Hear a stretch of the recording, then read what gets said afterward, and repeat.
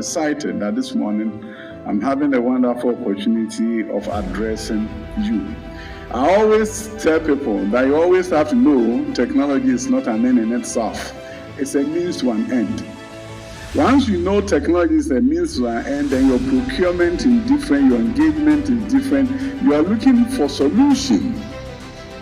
You are not looking for some fashionable tools of prestige that will show the world that you have computer. What's the point in integrating computers into teaching and learning if learning outcomes are not going to improve? So tech as a means to an end shows that we need to deploy technology in a proactive manner and make sure it's solving challenges that you find in the classroom.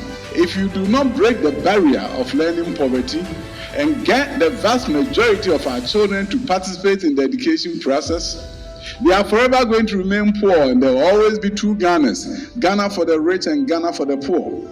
There are parents who don't know that there's something called EdTech. Children in the inner city of Ghana, Accra, who pass in front of Kimpiski Hotel all the time and will never enter that space, who pass in front of this hotel will never enter the space, who will never wear a tie and live in places that you live and sit in this comfort area, never in their lives. Those are the ones that we have to be fighting for and use EdTech to bring them into mainstream of society.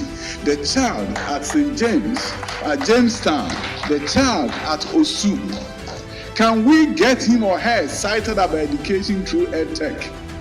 And get that child to read by age 10 so that they will defeat and they will be able to really break out of the learning poverty. I think if we can do that, that is when we can say technology is leading to its true meaning of emancipation and transformation. So we cannot talk about EdTech in isolation.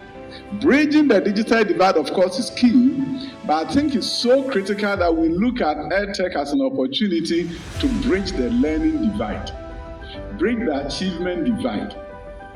But in our ecosystem, in our nation, in terms of education, how do you do that when you don't know how well students are doing?